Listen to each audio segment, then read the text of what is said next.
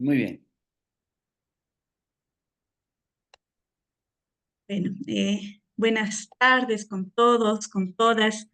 Bienvenidos y bienvenidas a esta segunda jornada del curso El rito como espacio de interacción entre el hombre y la montaña, con el profesor Víctor Vimos. Recordarles a todos, a todas las presentes, que esta es una actividad realizada por la Escuela de Antropología y la Cátedra Permanente de Antropología de la Universidad de La SUAY. Contarles para quienes no lo conocen que nuestra escuela es muy joven. La inauguramos en septiembre del año pasado y es la primera escuela de antropología a nivel de licenciatura, es la primera escuela en el sur del país, en realidad fuera de la capital. De manera que les pedimos que nos ayuden a difundir nuestras actividades, que nos sigan en nuestra página de Facebook, Antropología UDA, y también pedirles que nos ayuden a pasar la voz entre las personas que podrían estar interesadas sobre esta oportunidad de estudiar la licenciatura de antropología en nuestra universidad. Le agradecemos nuevamente al profesor Vimos por este segundo día de compartir sus conocimientos con nosotros. Estoy segura que la jornada de hoy será tan enriquecedora como fue la del día de ayer. Les recuerdo a las personas mantener apagados sus micrófonos y más adelante les enviaremos un enlace para registrar su asistencia. Gracias por su presencia, gracias profesor Vimos, y le doy la palabra. Muchas gracias, doctora Gabriela El Juri. Muchas gracias a los compañeros y compañeras estudiantes, maestros, investigadores, público en general que se encuentra presente en esta segunda jornada de exploración sobre las ideas que surgen alrededor del vínculo hombre-montaña en la zona andina. Para mí es un gusto poder empezar nuevamente agradeciendo el espacio de la Cátedra Permanente de Antropología y de la carrera de Antropología de la Universidad de la SUAY, que permiten este espacio para la reflexión, el intercambio y el enriquecimiento de las herramientas antropológicas, de las formas de análisis, de los puntos críticos frente a distintos aspectos de la realidad en los que estamos con los que estamos teniendo relación, ¿no? En este caso, de forma específica, la idea de cultura y naturaleza, hombre y entidades que actúan, afectan y son afectadas, como habíamos dicho el día de ayer. Voy a entonces empezar la cita de hoy eh, observando algunos puntos de partida, algunos puntos de resumen que traen a colación nuestra conversa del día de ayer. Sí, quisiera ver cómo puedo. Ah, ya, perfecto.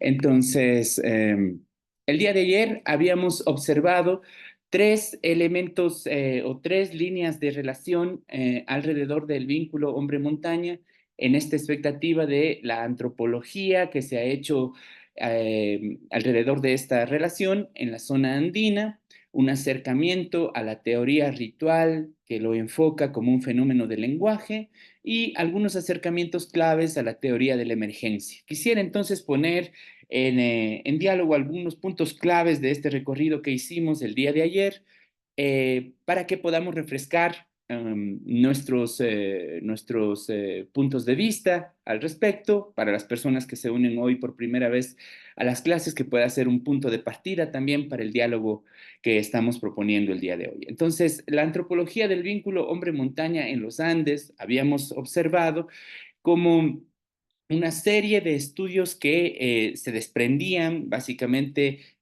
o eran rastreables básicamente desde las épocas coloniales, ¿no? Y que llegaban hasta la actualidad con una serie de variaciones, pero que en general ponían en relación a la idea de la entidad montaña y el hombre, mediadas por la acción de un espíritu que podía ser convocado por la acción del hombre a través del uso de una serie de técnicas, esta técnica del ritual que estamos observando, y cuya acción tenía injerencia, habíamos hablado de los conceptos de voluntad y agencia sobre la vida del hombre y viceversa, la vida del hombre o la acción del hombre sobre el rol de la montaña dentro de esto que también habíamos mencionado es la sociedad ampliada en los Andes, que es una sociedad que no implica o no se limita solamente a los hombres, sino que incluye dentro de su diseño, dentro de su estructura, incluye una serie de otras entidades que han sido, como habíamos mencionado también,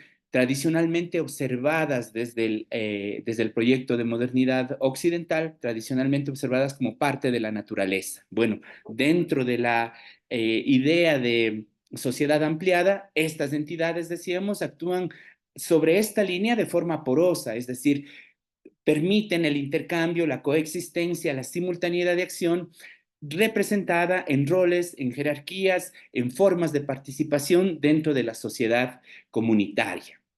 Un segundo elemento que habíamos visto en este rastreo de la antropología del vínculo hombre-montaña era que los estudios se desprendían, sí, como estudios históricos, pero también incluían niveles míticos, niveles políticos, niveles rituales, niveles de distinta índole en esta perspectiva de antropología como ciencia intentando intersecarse con otras lindes, ¿no? Habíamos visto los estudios de Luis Millones, los estudios de Catherine Bell, los estudios del profesor Salas Carreño, es decir, una serie de avances de la antropología dentro de esta perspectiva, lo que nos había dado a nosotros la idea de que el vínculo hombre-montaña lejano de encontrarse como una relación estable, es una relación que sigue produciendo sentido para el desarrollo de las herramientas antropológicas en los Andes.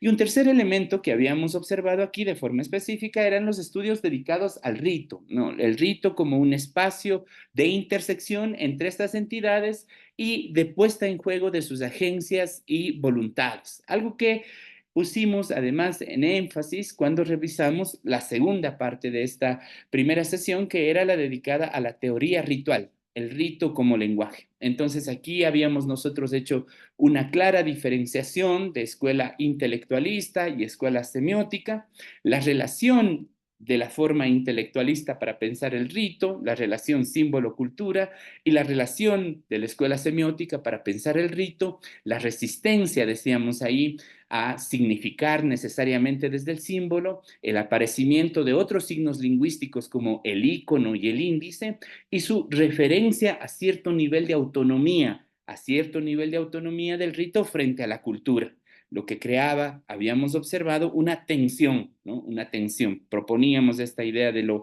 más claro y más oscuro como dos herramientas pedagógicas para poder enmarcar estas relaciones de diferencia entre la escuela intelectual y la escuela semiótica del rito.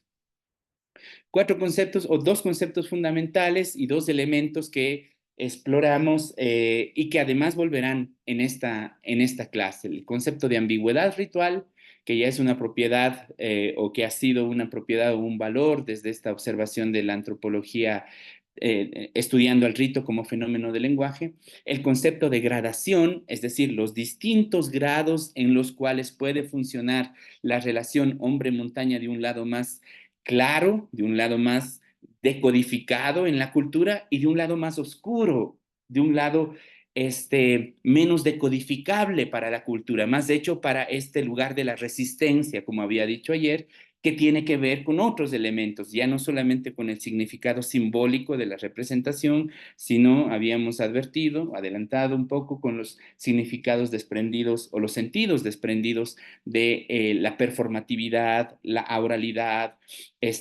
la afectividad, otro tipo de elementos que circulan alrededor de estos vínculos, ¿no?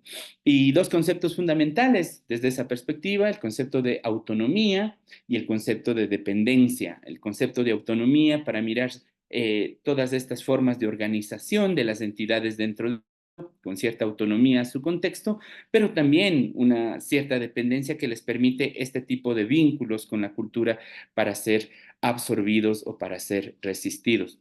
Más o menos asimilable, decíamos, más o menos decodificable, podríamos proponer también en este concepto del rito. Y un tercer elemento que habíamos observado cuando exploramos la teoría de la emergencia, tenía que ver con las palabras claves de cohabitación y simultaneidad. Distintas naturalezas cohabitando en un mismo entorno social. Distintas naturalezas manifestando sus agencias y voluntades simultáneamente. Nosotros habíamos observado cómo a nivel de nuestra cotidianidad continuamente nos encontramos relacionándonos con distintos niveles de la realidad, ¿no? Salimos y nos referimos a nuestros santos o a nuestros antepasados con una oración, vamos al trabajo y tenemos un lenguaje del oficio con nuestros compañeros del trabajo, llamamos por teléfono y hablamos con otro tipo de lenguaje a nuestros hijos, a nuestra pareja, volvemos por la tienda y estamos utilizando otro tipo de lenguaje y relación con la persona que nos ayuda en la tienda, es decir, todos estos niveles de contacto son niveles de cohabitación, simultaneidad de distintas realidades. Lo mismo existía para esta forma de relación entre entidades, ¿no? Cohabitan, existen y se manifiestan de forma simultánea.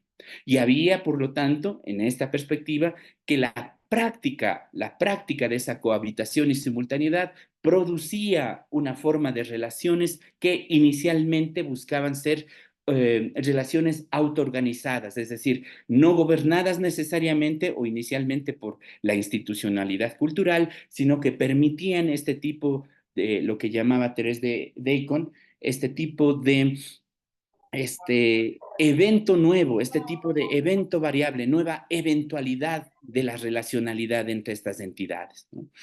Dejábamos también abierta la posibilidad de hablar de múltiples mundos, múltiples naturalezas a propósito de esta coexistencia de entidades, relaciones, autoorganizaciones dentro Ujú. de los espacios comunitarios, dentro de forma específica del territorio ritual. Teníamos entonces estos puntos de partida que recuerdan la relación explorada el día de ayer alrededor de la antropología del vínculo hombre-montaña, de la teoría ritual y de la teoría de la emergencia.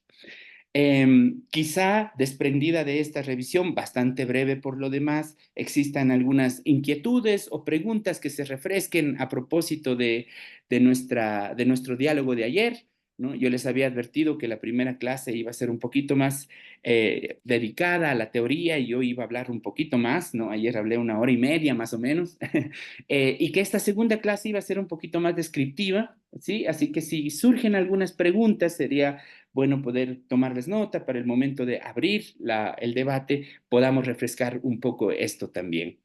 Entonces voy a empezar la clase del día de hoy, recordado estos puntos de partida, voy a empezar describiendo cuáles van a ser los ejes de trabajo o los ejes de exploración que tenemos para esta tarde.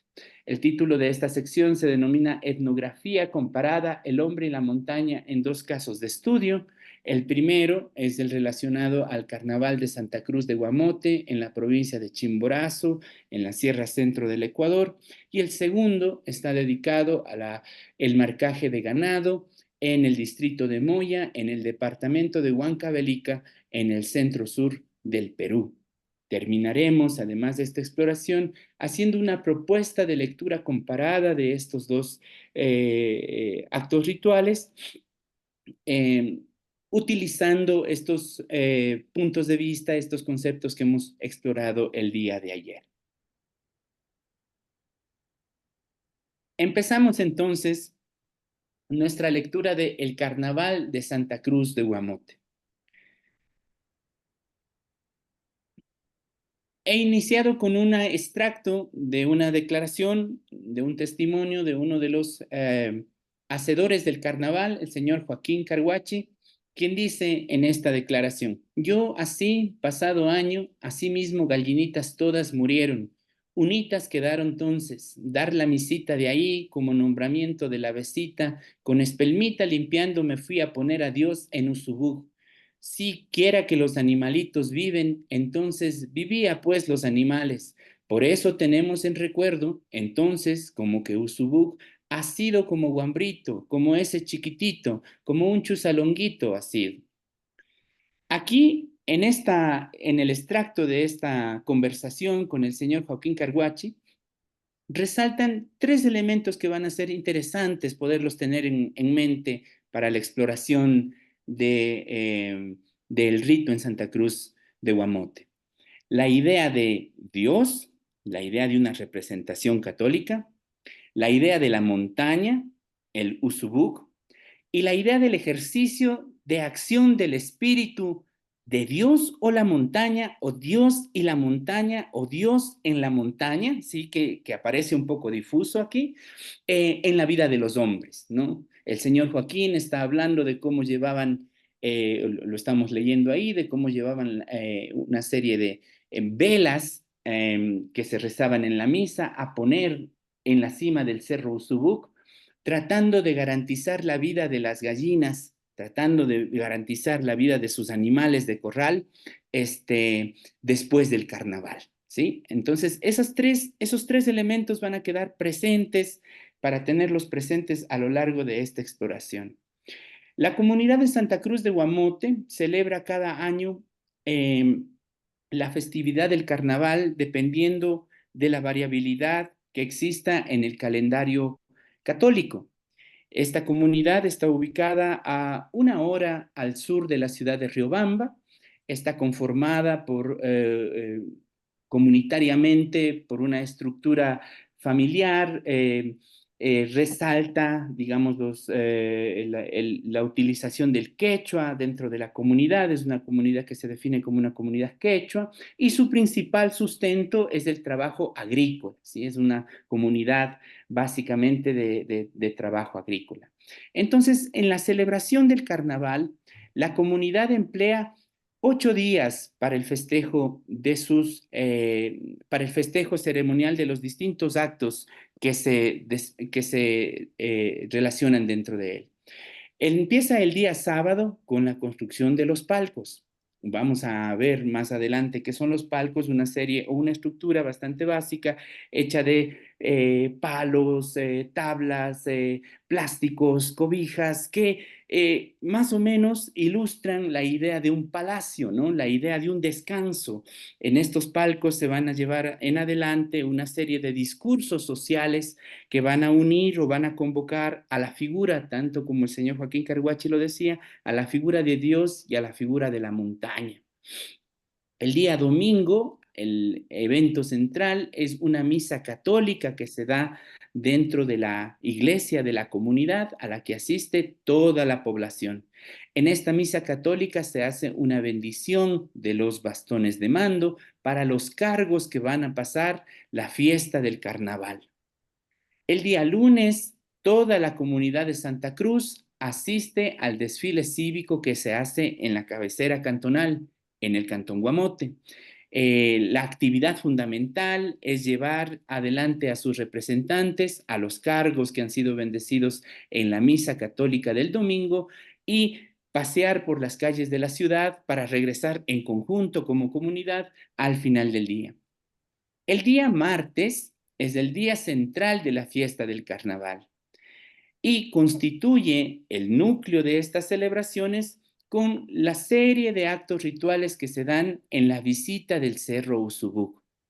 Vamos a ver más adelante cómo se planea esta visita, pero en conjunto la comunidad tiene una serie de actos rituales por los que se dirige al Cerro Usubuk, pide permiso para ingresar a él, recorren durante más o menos 6 o 7 horas toda la extensión del cerro, van haciendo paradas estratégicas para recordar cómo los abuelos, cómo los bisabuelos, cómo los primos, cómo los padres vivían en el cerro, tenían relación con el cerro, cómo alguien se perdía y volvía a ser encontrado después de días. Es decir, van trayendo a toda la comunidad ampliada que incluye vivos y muertos, que incluye animales, que incluye hombres, que incluye otros fenómenos climáticos en ese momento de atravesar la montaña, ¿no? Cuando salen, agradecen también a la montaña, dejan a lo largo de estas horas una serie de danzas, una serie de recitaciones, música que se produce empleando el acordeón, formas de relación entre la gente, nuevas amistades, reencuentro de amistades, es decir, atravesar el Cerro Usubuk implica toda una compleja trama de manifestaciones y simultaneidades en ese contexto. El día miércoles, que es el miércoles de ceniza, se asiste a la iglesia, se recibe la misa dentro del calendario católico y después de esto se visita a los vecinos de la comunidad Mercedes Cadena. La gente de Santa Cruz de Guamote va hacia Mercedes Cadena caminando, hay más o menos unos 25 minutos de distancia, y ellos son los encargados de tener listos un juego de gallos por el cual los vecinos juegan, reparten, departen, vuelven a beber un poquito más de alcohol y tienen un momento de esparcimiento entre vecinos, ¿no? Y el día jueves la visita se devuelve, vienen las personas de Mercedes Cadena, los santacruceños tienen listos los gallos, se repite el mismo juego, se repite la comida, se repite la bebida de alcohol y se consolida esta relación de ida y vuelta que tienen con sus vecinos cercanos, la comunidad de Mercedes Cadena. El día viernes suceden tres elementos fundamentales. La idea de abuelos y nietos, es decir, los jóvenes de la comunidad se visten como los ancianos, con ropa de sus abuelos, con ropa de sus abuelas, y van a ser los encargados de, llegada la noche, pasar por toda la comunidad, recorrer todos los linderos de la comunidad, pidiendo colaboración para la comida comunitaria que se realizará el día siguiente.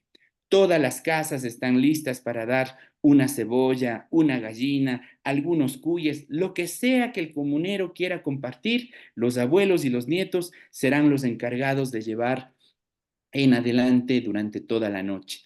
Cantos que surgen mientras ellos recorren, algunos tipos de glosolalias, como las que hablábamos ayer, es decir, formas no necesariamente comunicacionales o decodificables como las palabras o el mensaje, pero sí más hecha como tonos, ritmos, sonidos, ¿no? Formas a veces inintingibles que empiezan a aparecer precisamente en las horas de la madrugada mientras la gente recorre la comunidad.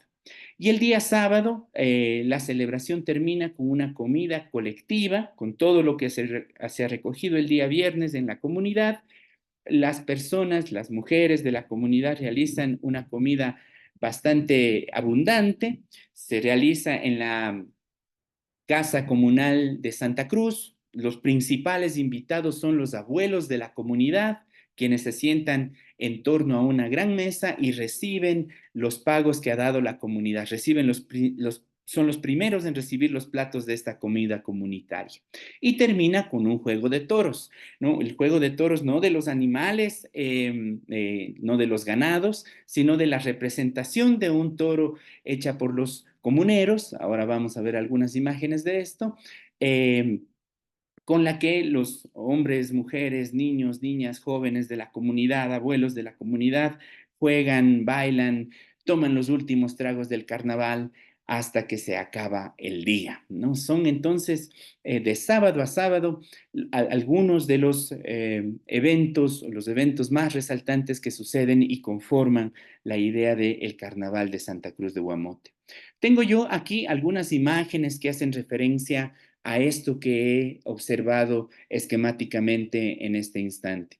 Aquí podemos ver a los cargos que son elegidos para pasar la fiesta de la comunidad y la persona que se encuentra en la mitad tiene la vestimenta de un rey, que es la misma vestimenta que va a tener la imagen representante de la iglesia, representante de esto que decía el señor Joaquín Coarguachi, representante del lado institucional cultural, como voy a proponer en la lectura, la imagen de San Carlitos, ¿no? San Carlitos, que es Santiago Borromeo, y que en el caso de Guamote ha sido quichuanizado, ha sido campesinizado en la imagen de San Carlitos, un santo que aparece o que es cuyos devotos dedican a él la celebración o la parte católica, como diferenciaré, la parte católica de la celebración de este rito del carnaval.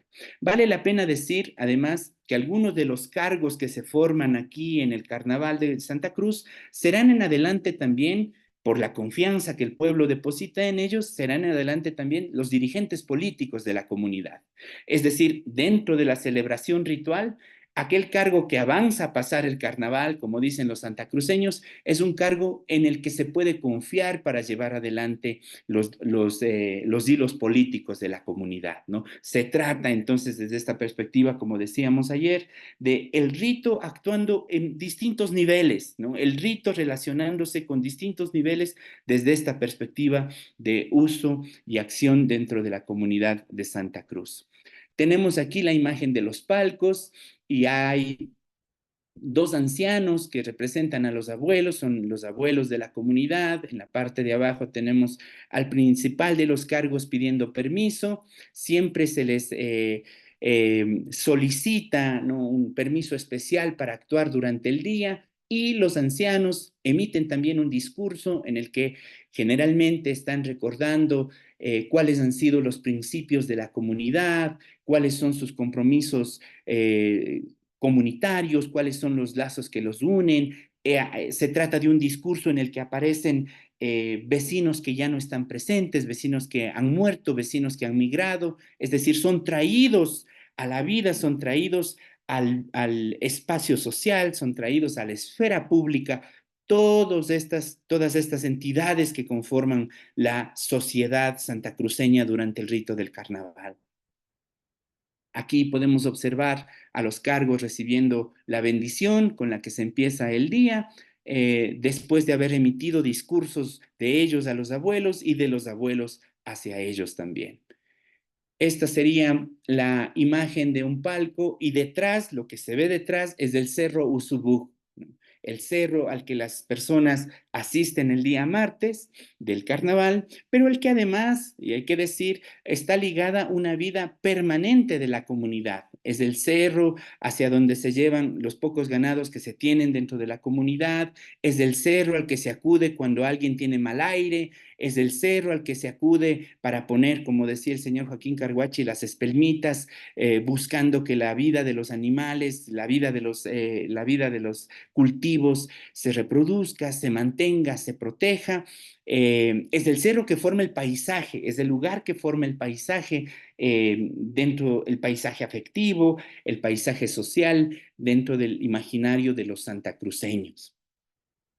Aquí está la imagen de San Carlitos, ¿no?, la imagen de San Carlos, que es el patrono del carnaval en el Cantón Guamote y a quienes los santacruceños tienen presente dentro de sus discursos. Vale la pena decir que como imagen no está presente, o al menos yo no registré dentro de la fiesta del carnaval, pero sí está como representación de la vestimenta del rey, ¿no?, a quien habíamos visto en la misa católica.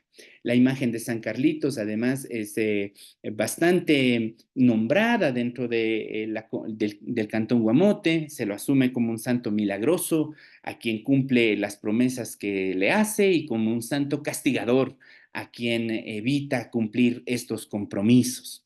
Es importante que puedan ver esta figura, porque más adelante, cuando observemos el marcaje de ganado en Moya, observaremos algunas similitudes también con el Taita Shanti, ¿no?, con Shantico, con el patrón Santiago, que es en cambio ahí la parte cultural, la parte más clara, como señalaré, la parte institucional del rito católico que se hace presente en el marco de estas celebraciones.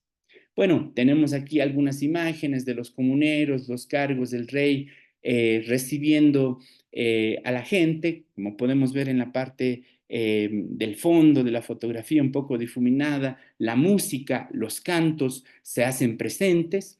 Vale la pena decir que en los momentos de mayor énfasis de la fiesta, en los momentos en los que hay más algarabía o en los momentos en que los hombres han consumido más alcohol, la organización de las mujeres alrededor de los coros de canto de mujeres aparece, ¿no? Se gesta automáticamente. Las mujeres más jóvenes buscan a las mujeres más mayores y les incitan a que recuerden los cantos propios de la comunidad, los cantos que cantaban las abuelas.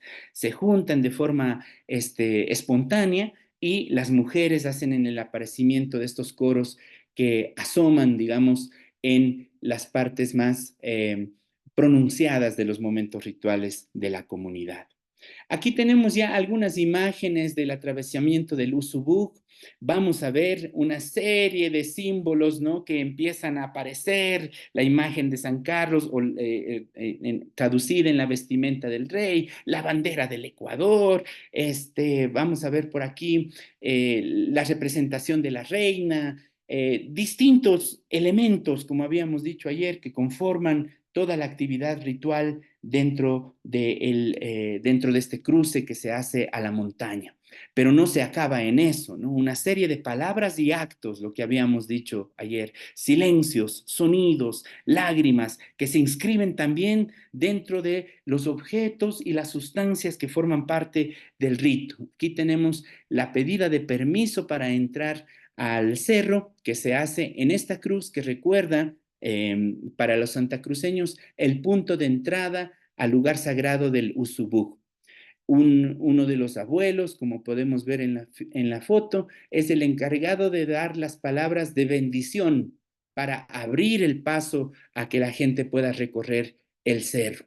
No, como vemos aquí, distinto a la parte católica en la que estaba el sacerdote bendiciendo los bastones de mando, aquí hay otro especialista de las palabras, ¿no? Aquí hay otro especialista que tiene el estatus del que dice, del que inaugura, del que abre el espacio ritual para que crucen a este encuentro con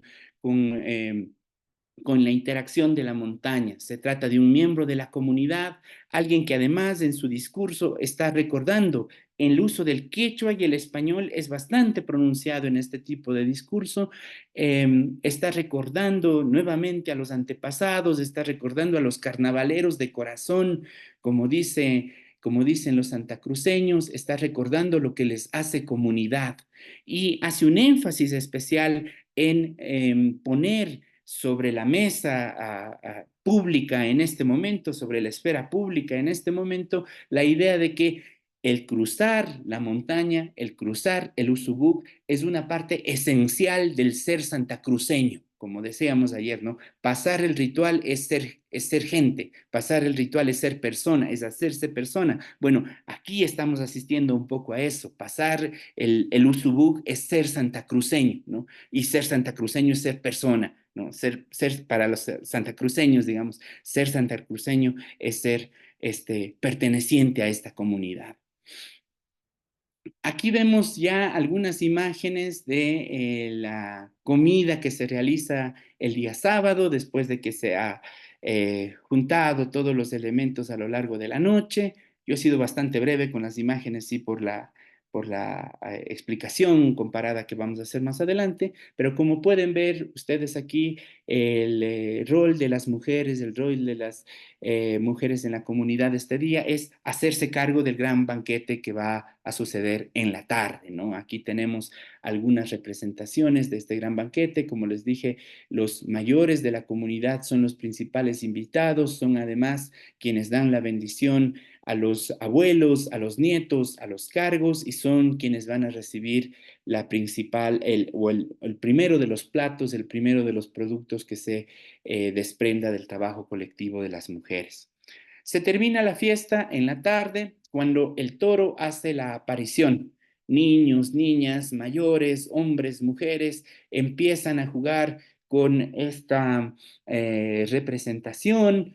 Vale la pena decir además que quien hace de toro, es decir, la persona que se involucra dentro de esta estructura, asume en determinado momento los sonidos del ganado, asume en determinado momento los movimientos del ganado, y la gente lo trata como tal, ¿no? Como si se dijeran estas palabras a los ganados, estos sonidos que se hace a los toros, estos juegos que se hace con ellos, forman o conforman, digamos, el final de la fiesta el sábado en la tarde.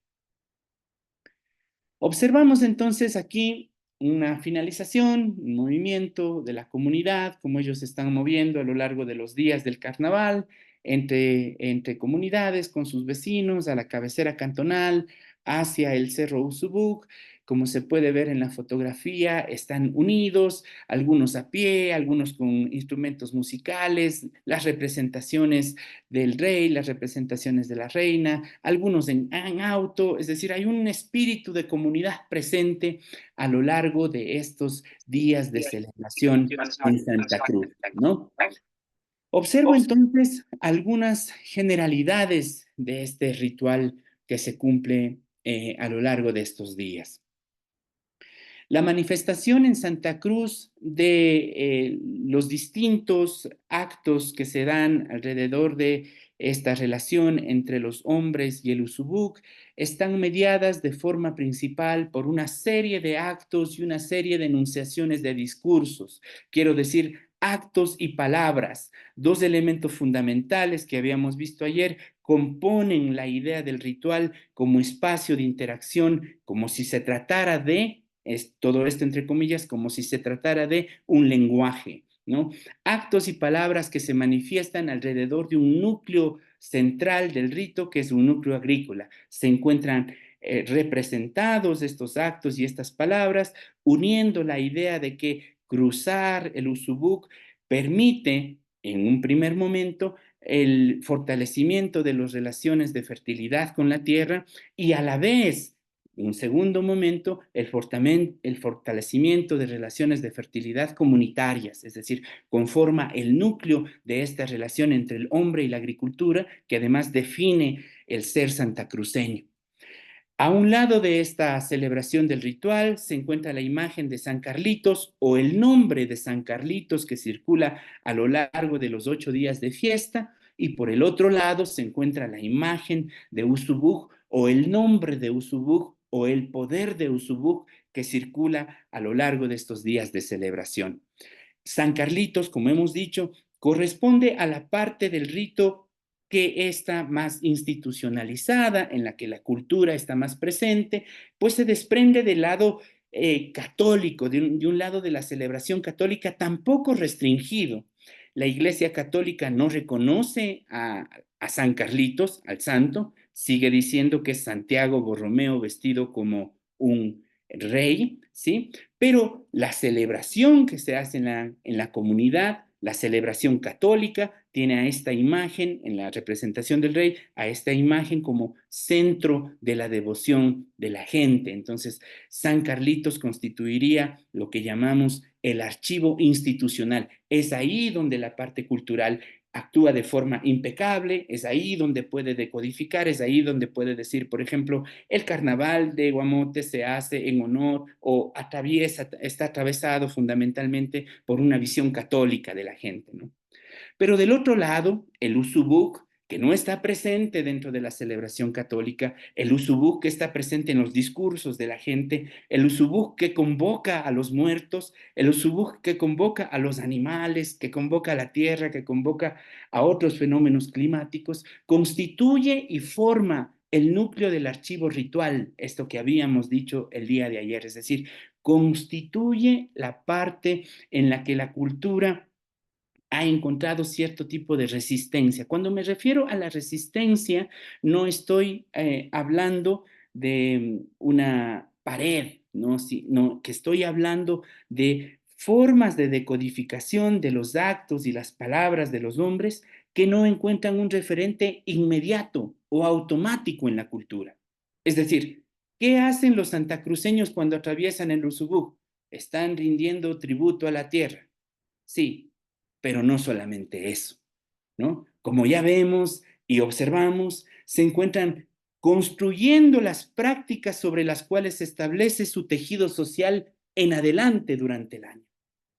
Y su tejido social involucra a sus antepasados, a sus presentes, a sus montañas, a la montaña en este caso, a sus animales, es decir, a todos los imaginarios que entran o que conviven, a los mundos posibles que existen dentro de la vida y la realidad de los santacruceños, ¿no es cierto?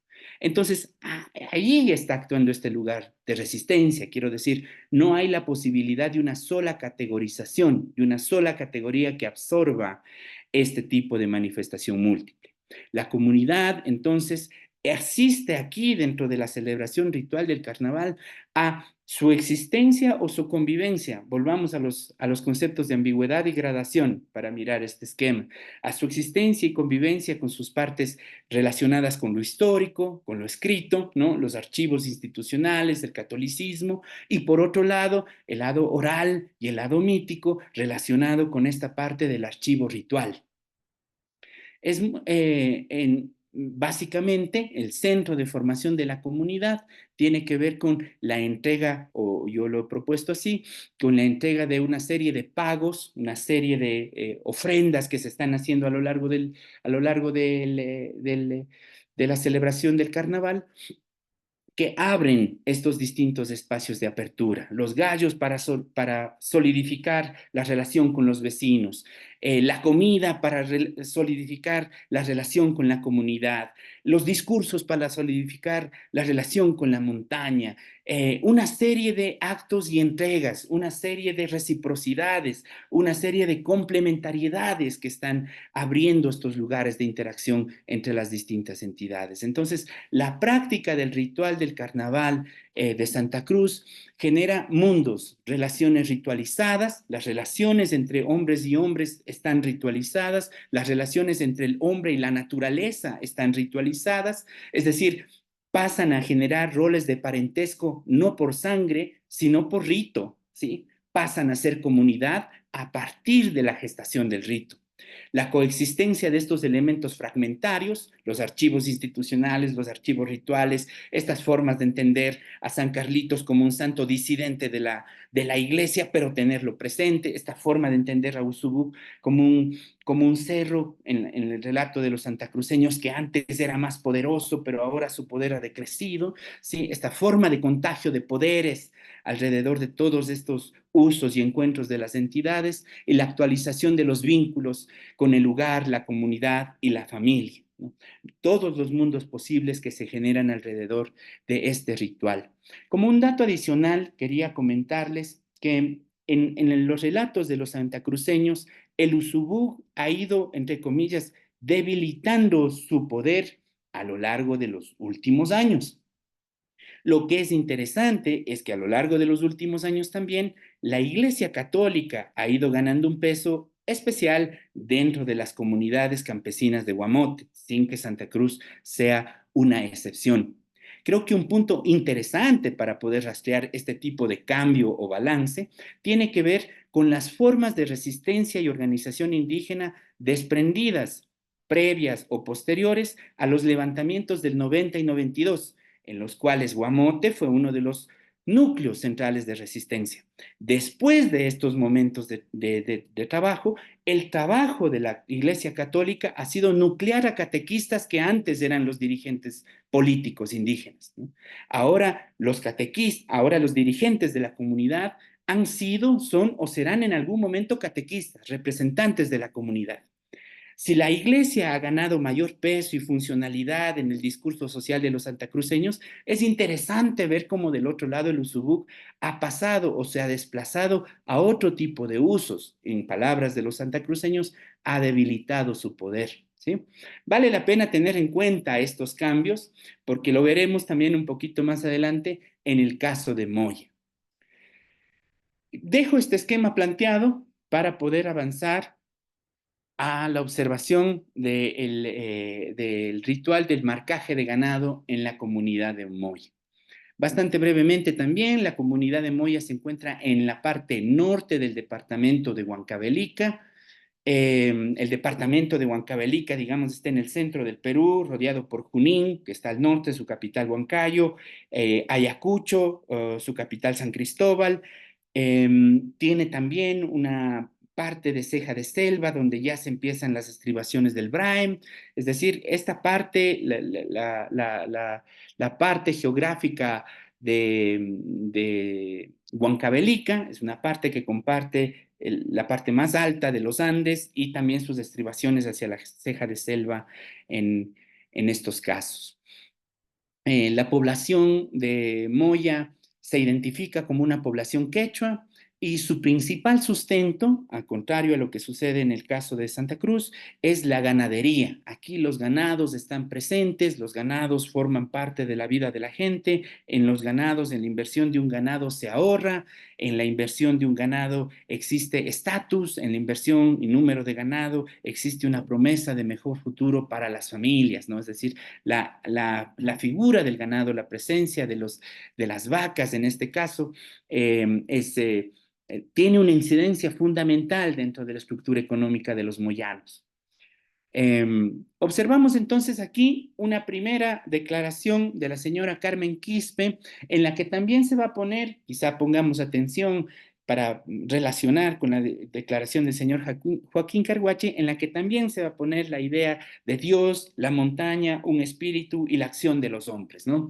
Mi cuñada ha venido aquí a Moya con unas vaquitas coloradas y plomas, pero de ahí empezó a fracasar, a rodarse, a morirse las vacas, hasta atorarse, a enredarse con su soga, y ahí fue el fracaso donde ellas morían. Entonces, ahí no sé qué ha hecho ella, pues. Ella me dice un día: Carmen, me voy a rogar a Shanti, al cerro a llorar que me dé permiso el tío. Quiero vivir aquí en Moya por mis hijos. Le digo: vaya, mamita, vaya, le digo. Entonces un día se ha ido a tomar, a llorar al cerro allá al frente con su esposo. Entonces, de ahí dice, como si un viento llegaba y le decía: ya no llores, ya no llores, ¿sí?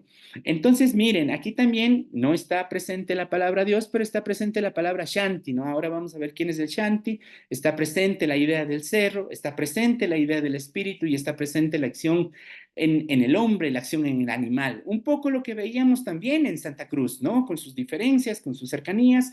La idea, como habíamos planteado ayer en esta revisión de la antropología del vínculo hombre-montaña, la idea de montaña, espíritu y hombre es una idea que se establece como base, habíamos dicho en los comentarios, como base de esto que llamamos la racionalidad andina. Bueno, aquí la tienen, está activa, ¿no? Está funcionando en dos puntos distantes, dos puntos geográficos distantes, quiero decir, dos comunidades diferentes, dos comunidades que comparten algún otro tipo de vínculos comunes, pero tienen a la idea actuando, ¿no? Tienen estos elementos referentes, estas constancias, digamos, alrededor del imaginario de la gente.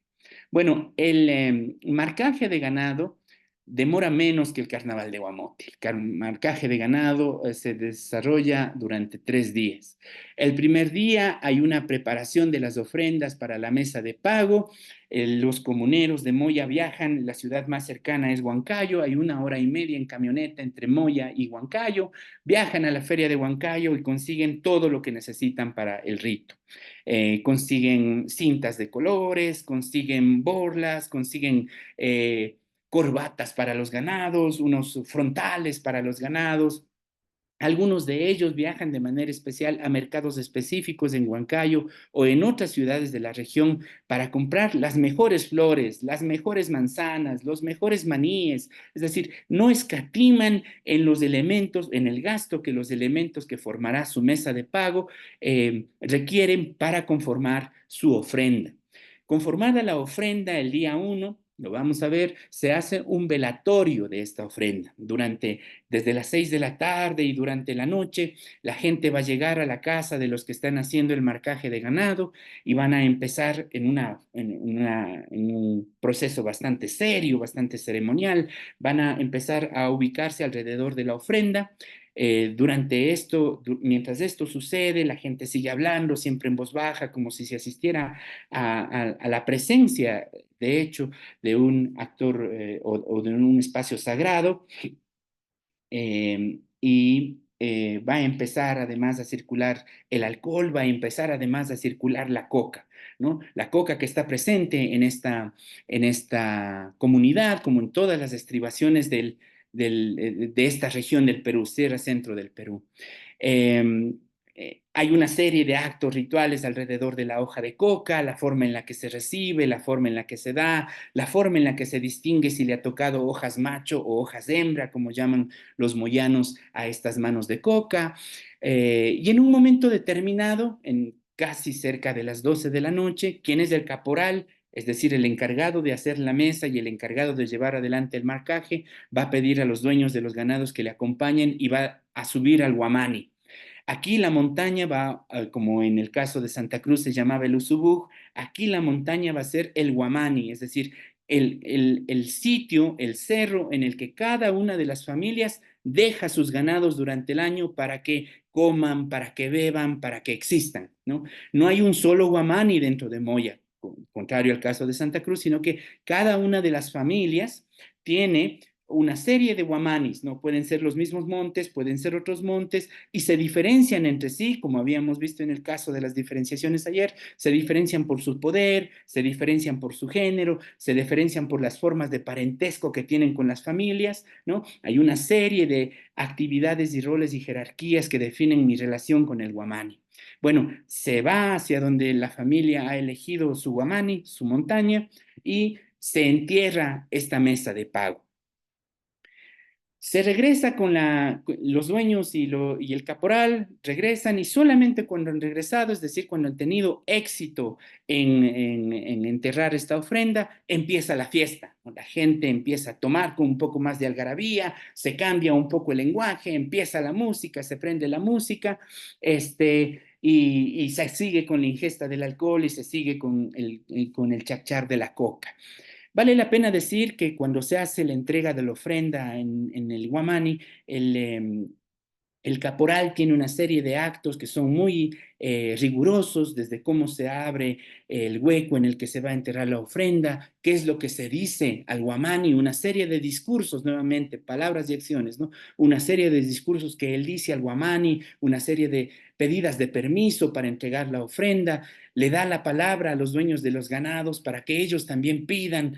Se trata de un discurso muy especial y muy sentido en el que la gente empieza a pedir sí por los ganados, pero también por los hombres, por favores personales, por favores que están vinculados a la idea de la fertilidad, ¿no? Yo tuve la oportunidad de una de las veces que estuve en Moya, acudir a uno de los pagos en los que se hacía y el dueño de los ganados sí pedía por los ganados, pero pedía también por su fertilidad para ser padre, ¿no? Entonces, todo esto estaba dentro, muy vinculado a la idea de estos discursos que siguen o que se dan en la entrega de este pago. El primer día tiene una transición que se llama el Lucy Lucy, es decir, el momento casi a las 5 de la mañana, cuando ya está amaneciendo para el día 2, la gente va al establo donde están los ganados, toma un poco de paja silvestre, la quema y quema los pelos del ganado, ¿no? Es decir, los limpia en una especie de limpia, y a la gente que está un poco más alcoholizada, que está mucho más envalentonada porque les ha ido bien en la entrega del pago al guamani, limpian, proceden a quemar los pelos viejos de los ganados, diríamos así. Bailan, cantan y regresan nuevamente a la casa. El día 2 se hace el marcaje de ganado, es decir, más o menos a las 2, 3 de la tarde, la gente, los vecinos regresan a la casa de los dueños del ganado, vestidos además, hombres y mujeres, sobre todo las mujeres con trajes y con las faldas bastante tradicionales, digamos, del caso de Moya, los vamos a ver en las fotos, que son además signos de una representación y de un estatus especial para las mujeres dentro de la fiesta, sobre todo de las dueñas del ganado, ¿no? Entonces se empiezan a juntar los vecinos, el caporal ha seleccionado ya las cintas con las que van a ser marcados los ganados y empiezan a traer uno por uno los ganados. Esto es muy interesante porque los hombres no utilizan mayor fuerza para atraer a los animales. Eh, Vamos a ver en las fotografías, cuando ya los llevan delante del caporal, al animal, el caporal les hace huecos en las orejas, digamos, ¿no? Sería así literalmente, para ponerles las cintas de colores. Mientras esto va sucediendo, los hombres y las mujeres van dándole de beber al ganado, van diciéndole cosas al oído, ¿no? Si hay terneros, por ejemplo, como ganados muy jóvenes, y hay mujeres solteras, la comunidad, los vecinos, en una especie de juego irónico, juntan a la mujer con el ternero y los tapan, ¿no? Como si fuera un llamado de la fertilidad, una representación, una forma performativa de actuar en este momento. Entonces, vale la pena decir que la coca y el alcohol siguen moviéndose. Y esta celebración dura lo que dure el número de ganados a marcar, ¿sí? El número de ganados a marcar. Em, Cuando yo pregunté a uno de los hombres que me parecía como bastante, digamos, adiestrado para llevar al ganado. El ganado era bastante grande y este hombre era, por lo demás, bastante pequeño, pero se lo estaba llevando y era el encargado de tener su cabeza previo a hacerle los orificios en la oreja, ¿no? Lo que siempre causa una reacción en el animal, ¿no? Entonces yo le pregunté de dónde sacaba la fuerza, así le dije en esta pregunta, ¿de dónde saca la fuerza para sostener al ganado? Y él me respondió, dijo, fuerza no tengo, tengo capacidad de hablar con el animal, dijo, ¿no? Yo le voy diciendo, tranquilo papá, tranquilo papacho, esto es por tu bien. Y él me va escuchando y solito se deja mover, dijo, ¿no? Esto está presente alrededor de la idea del marcaje de ganado. Como ven ustedes, la relación hombre-montaña-animal aquí está totalmente viva en este segundo día y en este acto ritual. Termina, una vez que los ganados se han marcado, termina con la toma de las calles o lo que se ha llamado el Santiago urbano, ¿no? El marcaje urbano, es decir, la familia, los invitados y los vecinos salen a la calle, salen además con sombreros bastante vistosos, la comunidad se junta alrededor de ellos, es una muestra de que el marcaje ha ido bien, es una muestra de que la celebración ha terminado de forma adecuada y termina el día 3 con la despedida de los vecinos. La gente despide a los vecinos que han venido a visitar, despide a los vecinos que han venido a comer. En algunos casos, y dependiendo de las familias, alguno de los representantes de la familia vuelve al guamani y entrega un poco más de vino, entrega un poco más de cigarro, algunas cosas que han ido reservando para este último día, ya no como una regla, digámoslo así, sino más bien como una tradición de corte familiar. Bueno, entonces aquí tenemos algunas imágenes de esto que he dicho, ¿no? Aquí está una representación de lo que sucede en la feria de Huancayo, que es la feria más cercana a la que los moyanos van a comprar todos los elementos para la celebración del marcaje de ganado. Como pueden ver aquí, creo que aquí hay otra foto más clara en la que se ve al Taita Shanti, ¿no? ¿Recuerdan la imagen de San Carlitos, Santiago Borromeo? Bueno, aquí también está Santiago Borromeo, quien es o forma la figura del Taitashanti. Vale la pena decir que tanto como en Santa Cruz, que no encontré la figura en sí mismo de San Carlitos, en las familias en las que yo pude explorar el marcaje de ganado en Moya, tampoco encontré la presencia de Shanti, de estas pequeñas representaciones, pero sí su nominación, sí la parte católica del rito que le corresponde, digamos. Ahora les doy un dato más interesante un poquito más adelante. Este, déjenme anotar para no olvidar. Eh, Como pueden ver aquí, también se acude a la feria para obtener todas las cintas, los frontales, los hilos de colores que van a formar parte de los aretes que se les va a poner a los animales, de las corbatas, los frontales que se va a usar dentro de la fiesta. Vale la pena decir además que aquí hay una serie de estatus circulando, familias que van a Huancayo a comprar sus elementos no son lo mismo que familias que van solamente al centro de Moya a comprarlos, ¿no? Este tipo de diferenciación dentro del rito, una diferenciación y relación del rito con lo económico, del rito con el estatus social, está actuando de forma específica alrededor de estos elementos. Bueno, aquí tenemos la representación de una banda que está conformada por los compañeros del Colegio Huancayo número 1 y detrás tienen ustedes a uno de los guamanis que forma o conforma el paisaje de los moyanos, ¿no? Aquí están los chicos que han sido invitados a la fiesta. Y aquí tienen un poco la idea del caporal que se encuentra preparando la mesa de pago, que se encuentra preparando las cintas que van a ser utilizadas dentro de la fiesta. Como ustedes pueden ver, verán un poquito más adelante tal vez, hay una serie de distintos elementos que se ponen en juego dentro de la mesa de pago, ¿no? La piel de un animal, plantas, bebidas, coca, objetos que se han obtenido dentro de la plaza de Huancayo, una serie de elementos heredados, ¿no? El caporal es el encargado, además, de poder darle un orden al color de los aretes. Estoy diciendo aretes entre comillas, ¿sí? Por poner una palabra que nos ayude a rastrear esto. El color a las borlas sería otro, ¿no? Pero estos no son colores al azar. El caporal, mientras los va formando, va viendo qué tipo de color le puede quedar a qué tipo de animal, ¿no? Eso lo tiene muy presente él y cuando uno le pregunta, bueno, ¿cómo aprendió eso? Viendo nomás, dicen, ¿no? Así nomás es, dicen otros. Ese así nomás es va a ser muy importante un poquito más adelante, guardémoslo por ahí.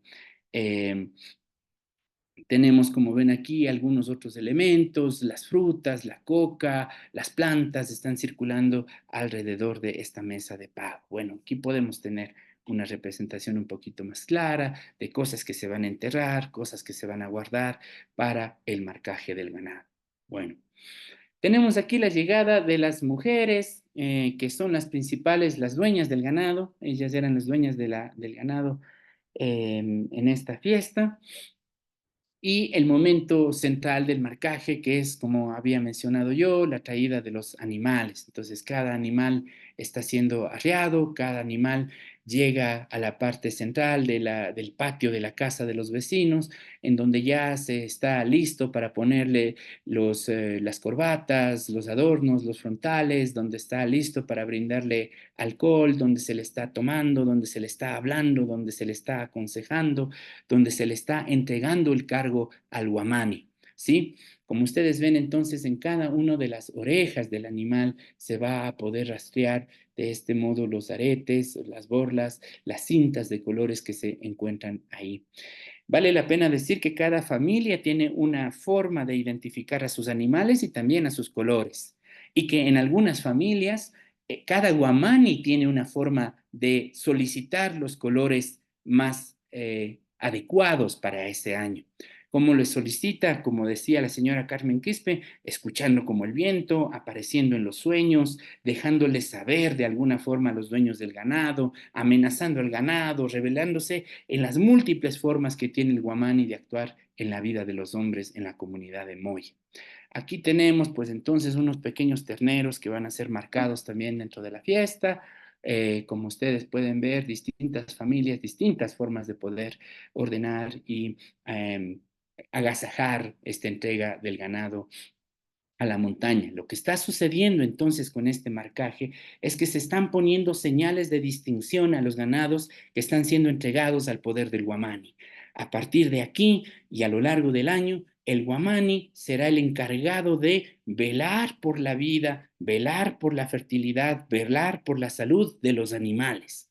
Eso se está haciendo con este ritual. Se está entregando al poder de la montaña la vida de los animales, que en múltiples circunstancias significa la estabilidad en la vida de los moyanos, ¿no? Aquí hay una relación intrínseca, una relación bastante profunda entre el hombre y la montaña. Aquí podemos ver otro tipo de familia también con la bebida que se les entrega a los ganados, la participación de los hombres, de las mujeres dentro del marcaje, llegada la noche en otro establo, en otro lugar, en otros vecinos, nuevamente la ingesta de alcohol para los animales, nuevamente la colocación de los aretes.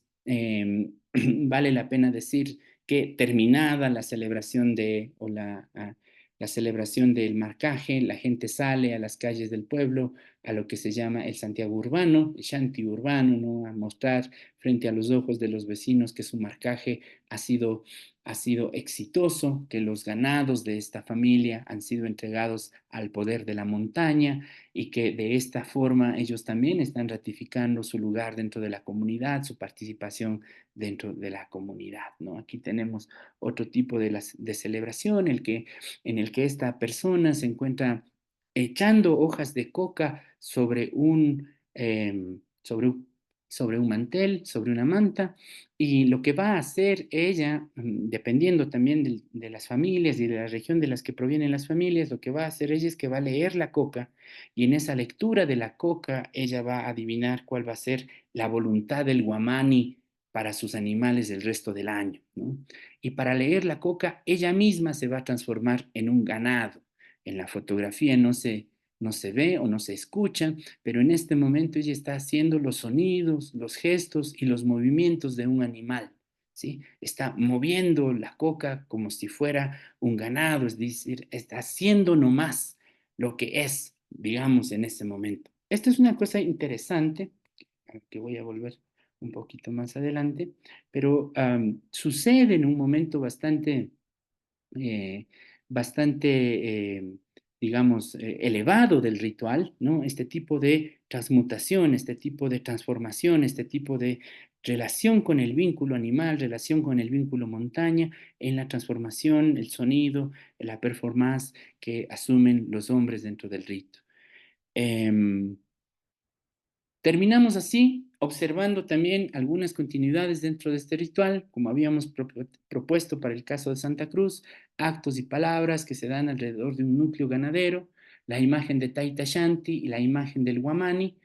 Taita Shanti en este caso conformaría también la parte institucional, la parte más visible, más clara, digamos, la parte más cultural de esta celebración. La Iglesia Católica tiene su presencia dentro de él. La imagen del Guamani conformaría la imagen del archivo ritual. La comunidad, en este caso, tal cual como había pensado o propuesto también para el caso de Santa Cruz, está en estos conceptos de ambigüedad y gradación entre lo escrito y lo histórico y lo oral y mítico, y los pagos existen como pagos de acceso y apertura a la interacción con otras entidades. Entonces, mundos que se generan alrededor de relaciones ritualizadas, relación ritualizada entre el hombre y la montaña, entre el hombre, el animal y la montaña, entre el animal y la montaña, coexistencia de lo fragmentario, el contagio de poderes, como habíamos observado, y la actualización de vínculos con el lugar, comunidad y familia. Quiero destacar dos elementos en esta perspectiva del ritual que se hace en el marcaje de ganado en Moya. La primera, que el Taita Shanti está presente como voz, como nominación, está presente en algunos cantos que se hace, pero que llegado el momento más alto del ritual, la gente, si tiene que decidir entre el poder de Taita Shanti y el poder del Guamani, decide por el poder del Guamani, ¿no? En el momento en que la gente ya ha ingestado bastante alcohol, en el que la coca ha circulado bastante a lo largo de las horas de celebración, la imagen de Shanti empieza casi a desaparecer, la presencia de él como voz, como palabra, empieza a difuminarse y empieza a ganar mayor presencia y poder la imagen del Guamani. Algunos compañeros con los cuales yo pude hablar, eh, de hecho, decían que esta no es la fiesta de Shanti, ¿no? Esta no es la fiesta de Santiago, esta es la fiesta del Guamani. El Guamani es poderoso. Si el Guamani quiere, nos puede comer a todos, decía en ese momento, ¿no? Entonces, hay una actitud, hay una relación bastante, nuevamente, ambigua y gradual entre Shanti y el Guamani. Y la segunda acción es que, a diferencia de lo que pasaba en el caso de Santa Cruz, donde los relatos de la gente hablaban un poco del debilitamiento, nuevamente entre comillas, del poder de Usubuk. La gente aquí, en cambio, habla de un poder bastante efectivo y radical del Guamani en la vida de la gente. Tomemos en cuenta también un momento de conflicto como el que me refería en el caso de Santa Cruz de Guamote, que estas comunidades, como las comunidades de Moya en Huancavelica, sufrieron quizá las formas de violencia más radicales que se dieron en el conflicto armado interno en el Perú entre el 80 y el 2000, de acuerdo a la Comisión de la Verdad y la Reconciliación. El ejército peruano y grupos armados levantados en armas como Sendero Luminoso, el movimiento revolucionario Tupac Amaru, actuaron de forma específica en estas comunidades, y la comunidad de Moya de forma específica recibió el efecto de esta acción, ¿no? Antes, ellos, los moyanos, recuerdan que antes de la presencia de Sendero en la comunidad, ellos hacían la fiesta del marcaje de ganado, la montaña estaba dispuesta para la fertilidad de los animales, la relación ritualizada que tenían con la montaña actuaba de ese modo, pero que durante los años de la guerra, la fertilidad de la montaña fue reemplazada por la muerte que podía traer la montaña, ¿no? Senderistas bajando de la montaña en la noche, comuneros de Moya subiendo a buscar la muerte en la montaña, gente yéndose sola a perderse en la montaña, animales sueltos en la montaña, apareciendo descabezados, apareciendo solamente como cadáveres podridos. Es decir, hay un efecto de crisis como radical a lo largo de estos años, ¿no? Parte de mi estudio y mi investigación de tesis tiene que ver con esto. Y 10 años después, desde el momento en el que yo llego la primera vez que estuve en Moya fue en 2014. Eh, eh, 14 años después, entonces, de acuerdo a la Comisión de la Verdad y la Reconciliación, el marcaje de ganado se había vuelto a hacer, el lugar de la montaña y la fertilidad había vuelto a ocupar su espacio dentro de la comunidad moyana, ¿no? Esto como para ilustrar este segundo elemento, que es el poder de Huamani en el caso de Moya, que es un poder efectivo, que es un poder bastante presente y radical en la vida de los hombres.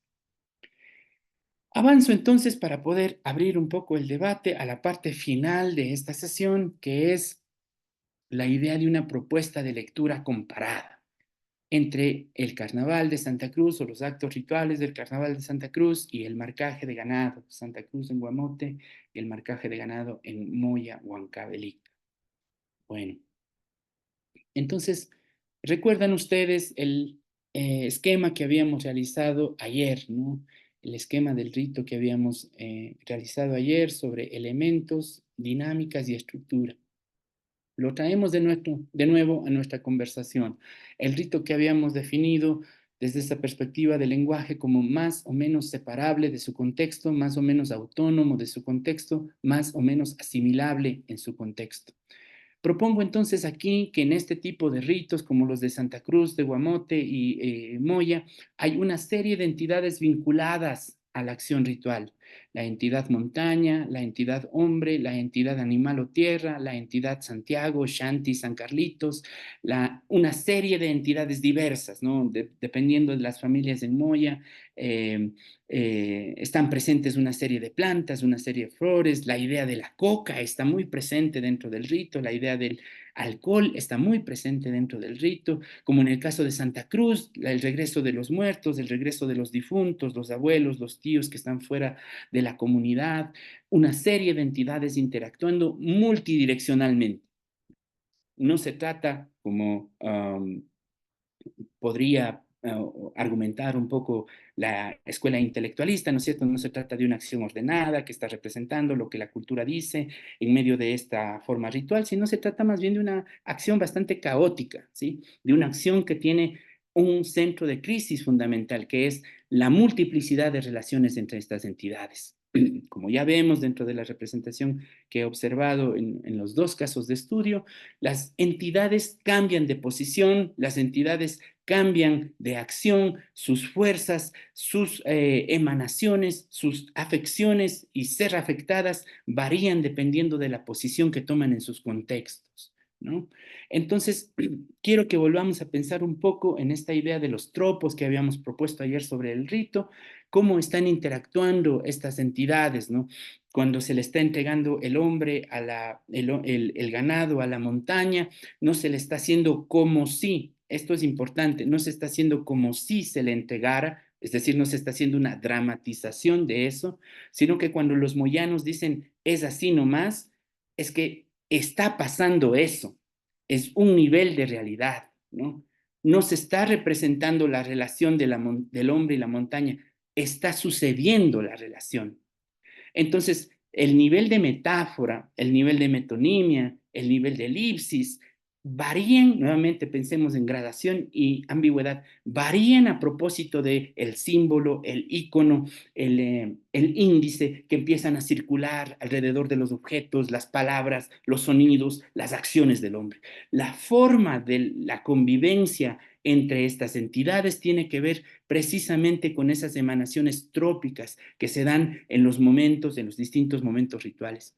Y creo que aquí algo distinto a esa gradación de orden de los símbolos que proponía la escuela intelectualista tiene que ver más con las formas del contacto, menos con un orden establecido y más con los ritmos en que estos elementos, estas entidades, entren en funcionamiento, ¿no? Esta es una palabra, esta observación del ritmo además se desprende sí, del análisis del rito como lenguaje, pero de la forma en la que las entidades, como había dicho yo ayer, tienen formas de manifestarse que no son verbales necesariamente, que no significan totalmente, que solamente hacen, se ponen cerca, se imantan. Esta es una palabra fundamental para poder entender la relación entre estas entidades.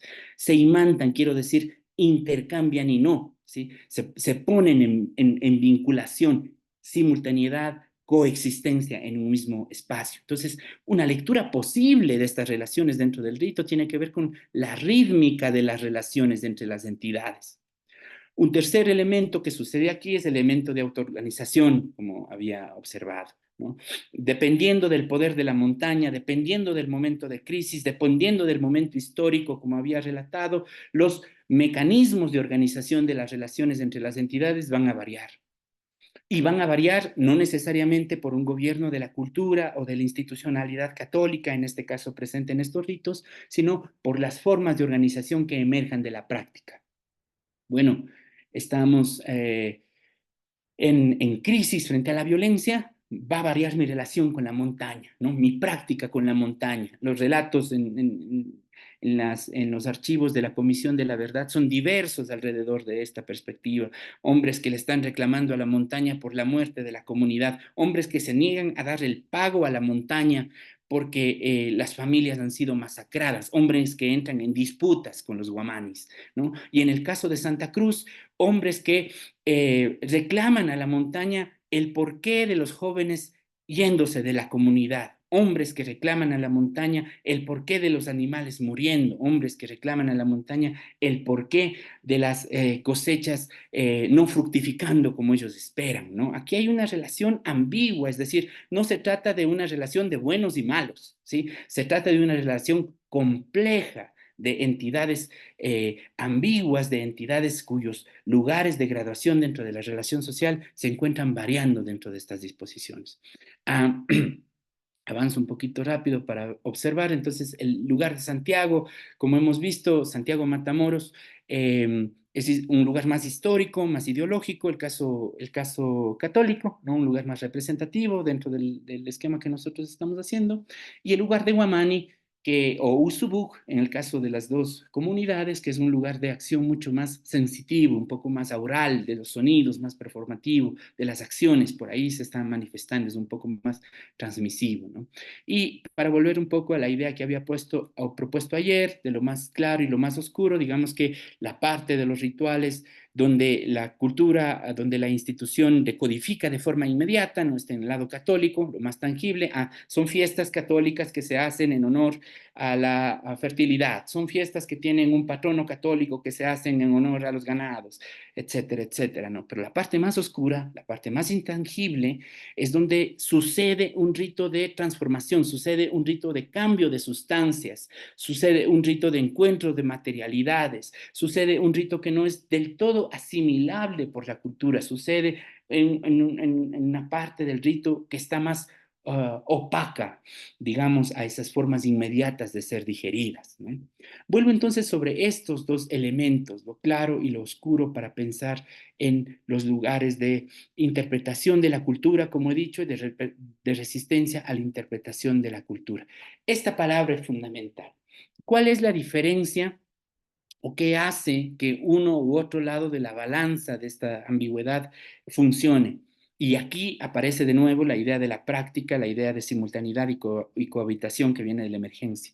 Que todo momento ritual es un momento de negociación entre las entidades que acuden al rito. Volvamos a pensar, voluntad y agencia no son entidades que entran como objetos musealizados, como palabras musealizadas, no, son entidades que entran con actividad dentro de la acción ritual. Son entidades que necesitan, como vemos en el caso del caporal, como vemos en el caso de los abuelos, un mediador, un técnico del uso de estas entidades, un técnico de la disposición ritual para negociar sus lugares en la práctica de los vínculos sociales, ¿sí? Esto es interesante si añadimos a esto la idea de ambigüedad, la idea de gradación, la idea de más o menos separación, más o menos acoplamiento. Estamos asistiendo a pensar el rito, como habíamos observado ayer en la escuela semiótica, como un campo en sí mismo, como un campo que produce realidad, ¿sí? No como un campo que depende de otras realidades, sino como un campo que produce práctica, produce realidad, desprende conocimiento alrededor de las comunidades que lo utilizan. Entonces hay una serie de niveles de interacción en estos marcos de conflicto. ¿Por qué? Porque las negociaciones entre las entidades no se dan para llegar a un tipo de armonía, ¿no? Y al menos ese es mi, digamos, mi lugar de entrada dentro de este pensamiento del rito, ¿no?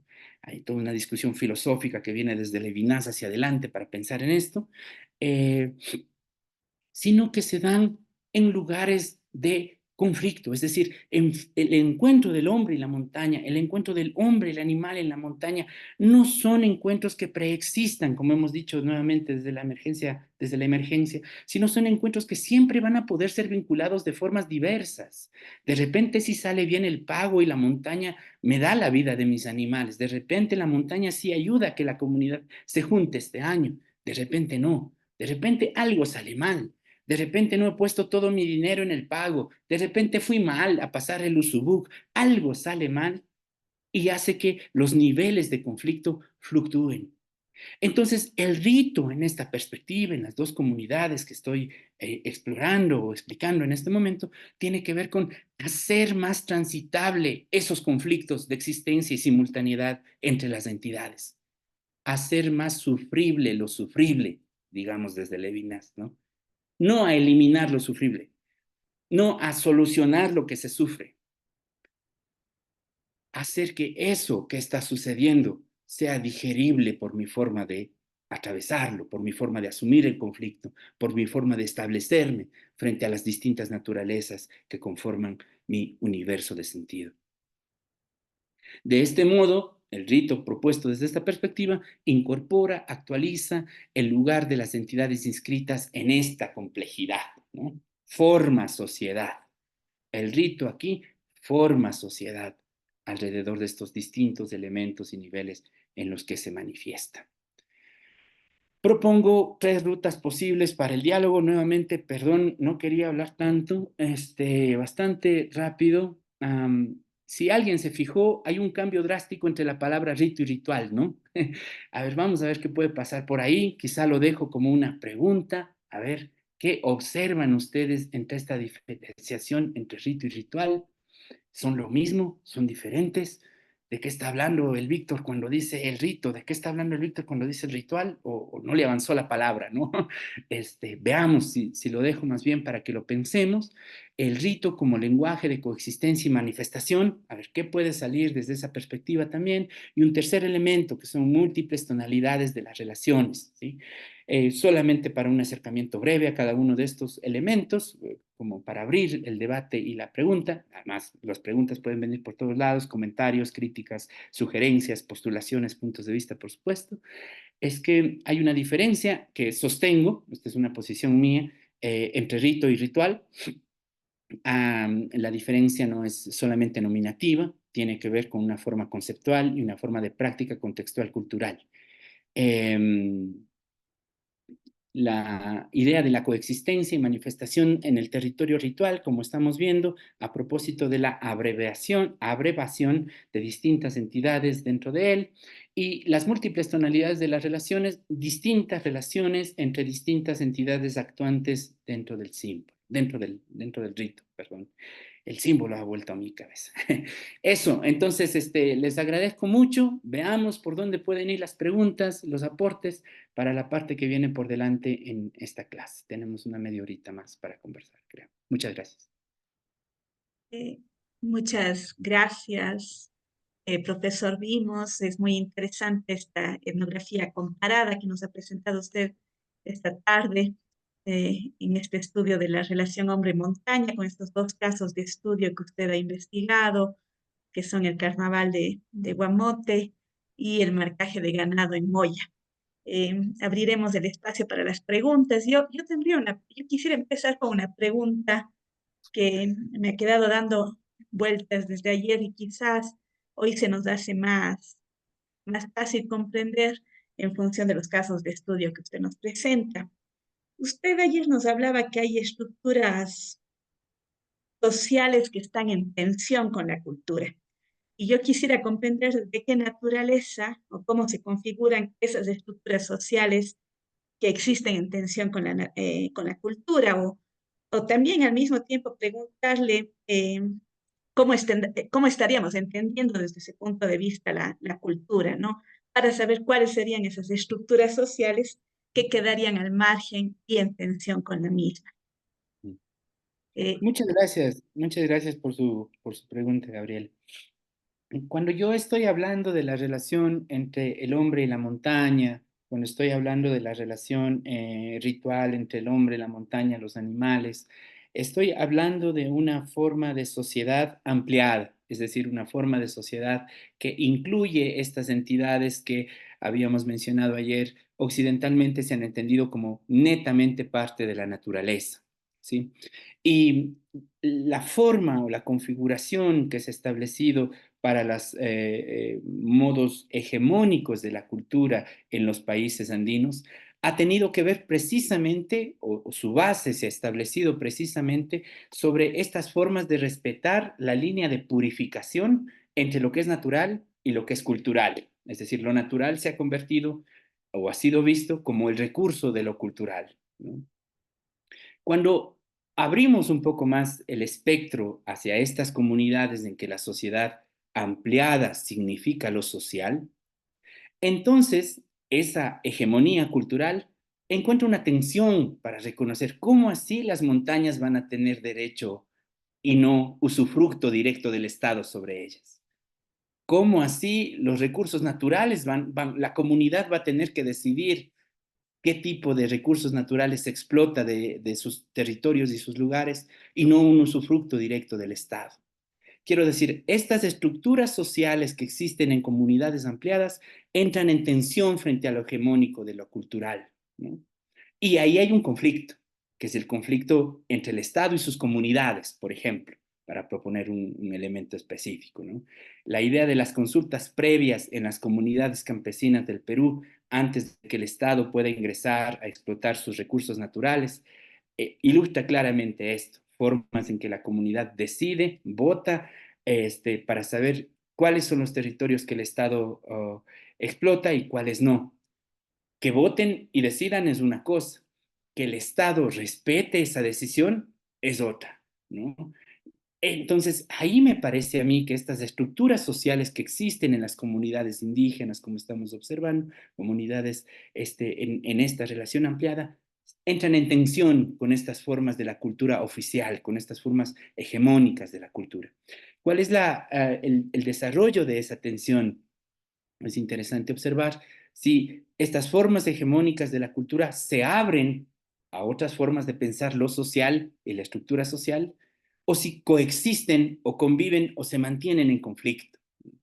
Esto me parece interesante, además desde una observación antropológica, para mirar cuáles son los puntos de encuentro entre estas distintas estructuras o distintas versiones de la cultura que existirían en estas comunidades diversas, ¿no?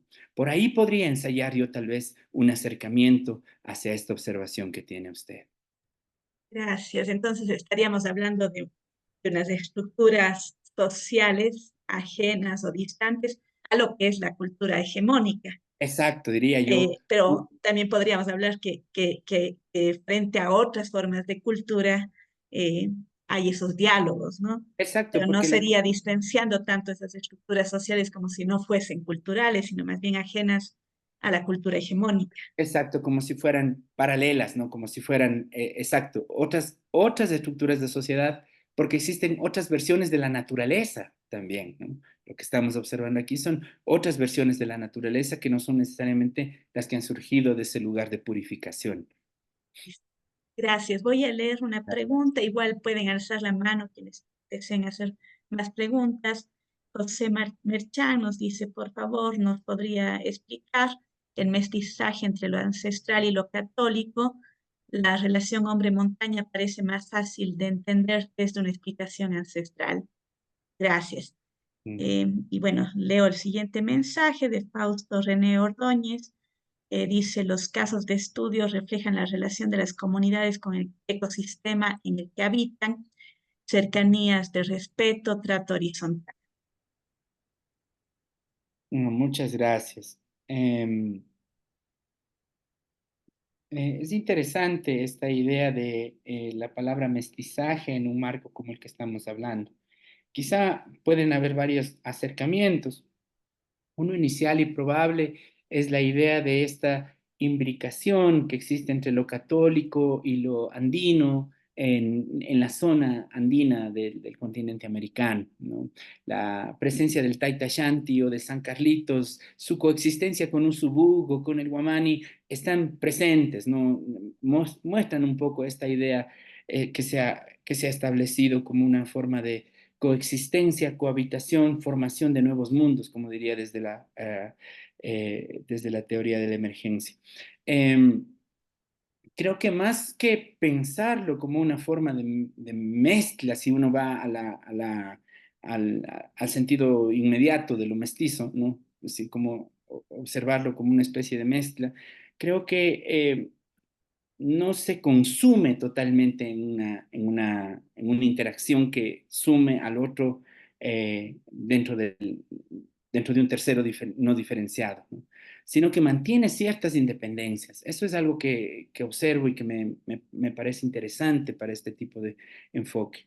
Si hay puntos de contacto, si hay puntos de vinculación, cohabitación, establecimiento ¿cómo se llama?, de coaliciones, ¿sí?, ensamblajes, pero también hay lugares de estas resistencias. Entonces, me parece que entre las entidades esta idea más bien de una simultaneidad y cohabitación podría aportar un poquito otro tipo de luz frente a su interacción.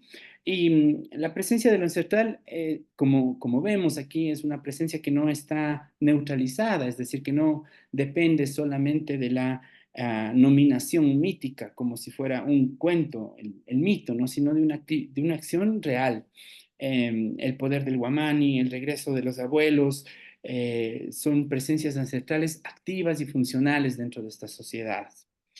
Y la relación hombre-montaña dentro del ecosistema, eso es bastante notorio, digamos, alrededor de estas exploraciones que yo estoy haciendo. Quizá, y es una cosa que a mí me interesa, abre nuevas rutas para seguir pensando estos avances de la antropología un poco más allá del hombre, ¿no? Bueno, ya conocemos que hay todo un proceso de estudio alrededor de las etnobotánicas, que hay un proceso de estudio alrededor de las etnopoéticas, es decir, la idea de el ecosistema como un nuevo paradigma de relación y de observación antropológica. ¿Qué pasa con las vinculaciones, con estos vínculos entre entidades en un ecosistema ampliado? ¿Qué pasa con la vinculación de estas entidades en un ecosistema como que se genera o se teje en la zona andina? ¿Cuáles son las acciones o los lugares que ocupa el hombre, que ocupan los recursos que se han llamado recursos naturales dentro de esta noción de ecosistema? ¿Cuáles son las responsabilidades del Estado, de los gobiernos locales, de las organizaciones comunitarias frente a acción de unos y otros? Creo que ahí hay una serie de desprendimientos interesantes a tener en cuenta cuando nos estamos formando como antropólogos o cuando seguimos jalando un poco el hilo de la investigación antropológica hacia esos tópicos, ¿no? Gracias, profesor. Voy a leer una pregunta que se han puesto en el chat y darle la palabra al profesor Mario Bracero. No sin Ujú, antes recordarles a los asistentes, he enviado en el chat el enlace para registrar su participación en la jornada de hoy. Les ruego hacerlo. Nos pregunta Consuelo González. Dice, buenas tardes. Por favor, explicar un poco más sobre los guamani. Algunos están relacionados a pueblos de los antiguos, no necesariamente a una montaña. Y si le parece, le damos la palabra a Mario Bracero también. ujú, por favor. Adelante, Mario. Muchas gracias, Gaby. Doctor Vimos, primero una reflexión y después una consulta, ¿no? Eh, eh, eh, la reflexión sería, dentro de la antropología siempre se habla de lo material, lo inmaterial, el yo, el otro, pero también hay otras posturas como pensar en nuestro cuerpo como un cuerpo inorgánico, ¿no? Un cuerpo de alguna manera es percibido como toda la cultura material que se genera a través de nosotros, de nuestras habilidades, competencias a partir del lenguaje. Esta cultura material que sería nuestro cuerpo inorgánico, una especie de prótesis, una especie de cyborg, ¿no? Que tenemos y que nos permite extender nuestro cuerpo más allá de las posibilidades mismas del cuerpo, que de alguna manera también nos permite ese diálogo, esa sociedad más amplia con otros seres, porque para generar esta cultura material, este cuerpo inorgánico, necesitamos de la naturaleza para transformarla y generar estos elementos que eventualmente se pueden convertir incluso en símbolos, eh, y que nos conectan con esta sociedad más amplia. No solo somos los humanos, sino los otros que cohabitan y que comparten el espacio con nosotros. Y dentro de esto viene la pregunta, y vuelvo a la reflexión de ayer con este amigo que puso el medio guineo en el podio, ¿no? Que en el Cerro Guayllumi, por ejemplo, se pusieron antenas para, para diferentes, no sé, canales de televisión, para estas empresas de celulares, etcétera, ¿no? Antenas. Y también pasa una vía un poco, una vía carrozable que separa el Guayllumi en este caso de los que están más abajo de la vía de los que están más arriba de la vía. Entonces, toda esta inserción dentro del cerro de antenas celulares o la incorporación de, por ejemplo, minería o, o carreteras, etcétera, ¿no es cierto? Que rompen no sé cómo decirlo, esa sabana de relación donde no hay una interferencia, ¿no? Con el cerro, porque una carretera, una vía, implica que tenga que ver si hay carros o no para cruzar esta vía. Yo vi fotos suyas donde la gente está caminando por una carretera asfaltada, ¿cierto? Para volver a su territorio. ¿No implica también una suerte de rompimiento de esta conexión? Usted ya nos dio varios ejemplos de cómo se rompe esta conexión, ¿no? En el caso del Perú, muy dramático, muy penoso, ¿no? El tema de la muerte y esto, pero también todas estas tecnologías de la modernidad de la conexión que implican que este nexo se vaya alejando al punto en que se pueda romper o fragmentar por lo menos. Eso nada más. Muchas gracias, Mario. Empiezo por ahí, entonces me parece bien interesante la idea de traer aquí a de luz y la idea del cuerpo sin órganos, un cuerpo como ¿cómo sería la palabra? Como un repositorio, ¿no? De las emanaciones de la afuera. Mm, Me gusta pensar, cuando yo pienso en el ritual, y lo voy a explicar un poquito mañana alrededor de esta idea de prótesis, cuando yo pienso en el ritual, lo pienso precisamente desprendido de este debate del cyborg, lo pienso desprendido de estas lecturas de Donna Haraway, que plantean la idea de un límite humano y de una serie de extensiones, ¿sí? De una serie de extensiones. La idea de los tropos es ya una extensión de la relación. La idea del lenguaje como una extensión de la relación. La idea de la cultura como una gran red en la que entra mi realidad y puedo extender para entender. Asimismo entiendo la idea del ritual, ¿no? Como una idea de extensión, algo que me permite atravesar un conflicto, algo que me permite, como decía, hacer sufrible aquello que me rebasa, ¿sí? Algo que me permite poner más o menos en marcos de lo digerible mi relación con el afuera.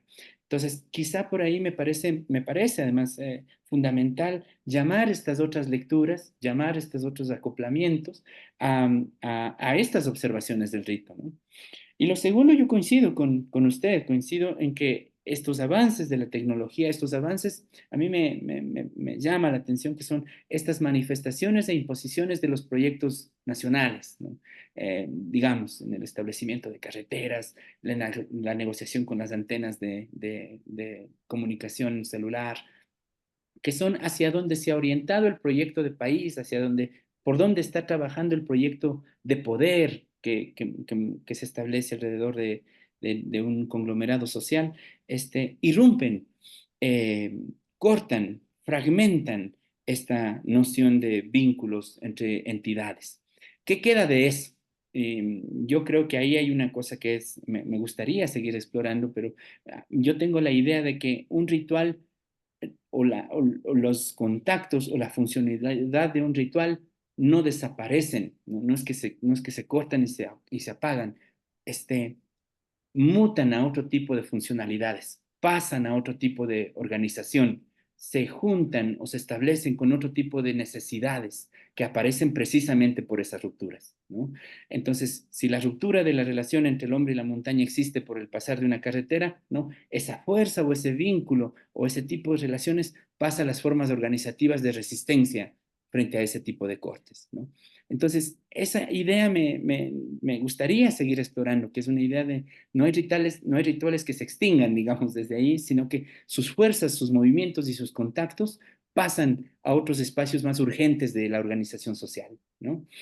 Pero sí, me parece, además, coincido con usted en que estas rupturas generan un cisma alrededor de la relación entre entidades en estos marcos que venimos dialogando.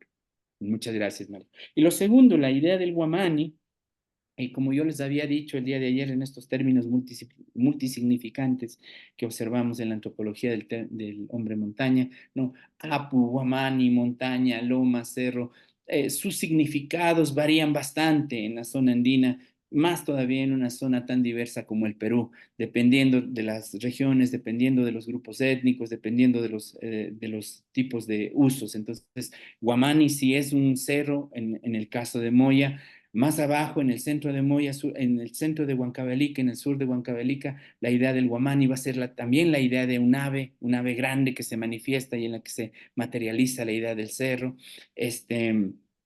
Entonces tiene una diversidad de establecimientos, ¿no? Yo diría desde esta perspectiva multisignificante de estos contenedores que habíamos visto el día de ayer, un poco que se desprenden desde este encuentro entre los registros escritos y las actividades míticas y orales, ¿no? La huaca, el cerro, el guamani, el apu, son elementos menos estables, más abiertos a la resignificación de grupos sociales, establecimientos geográficos diversos, ¿no?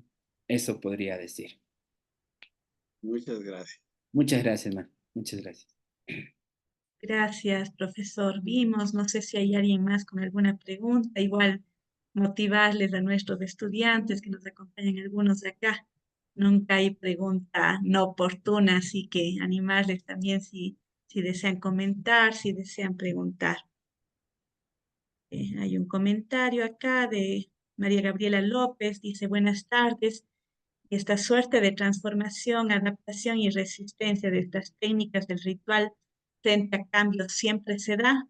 Es una pregunta. ¿Existe también la opción, aunque menos frecuente, de la desaparición de ciertos conocimientos o rituales?